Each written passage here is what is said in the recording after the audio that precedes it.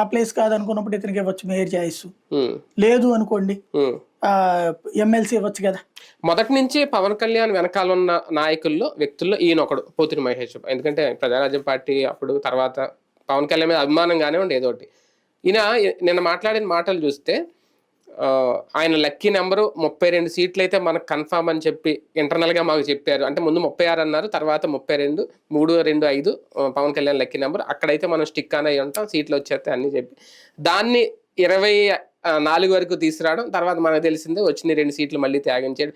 ఇంత దిగజారాల్సిన పరిస్థితి వచ్చింది అని చెప్పి ఆయన మాట్లాడడం అంటే లోపల జన సైనికులు ఎంతగా కన్విన్స్ చేశారు పవన్ కళ్యాణ్ గారు అనేది, ఏ అవసరం కోసం చేసి ఉంటారు అంతగా? అంటే ఆయన చెప్పినటువంటిది వీళ్ళు అర్థం చేసుకోవడంలో పొరపాటు, కానీ ఆయన దాంట్లో తప్పేం లేదు. ఆయన కరెక్ట్ గానే ఉన్నారా? ఆయన కరెక్ట్ గానే ఉన్నారు. కరెక్ట్ గా ఆయన నమ్ముకున్న వాళ్ళు 5గురికే ఇచ్చారు.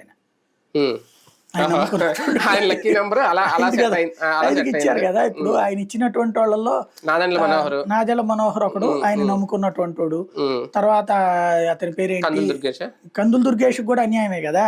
అంటే ఆయన ఆ పార్టీ వ్యక్తే, కానీ ఆయన కోరుకున్నది ఇవ్వలేదు కదా. కోరుకున్నది జరిగినటువంటి వాళ్ళలో పంతం నానాజీ ఇతను, అంటే జనసేనలో ఈయన నమ్ముకున్నటువంటి వాళ్ళు బలమైన సీటు అన్నటువంటి వాళ్ళు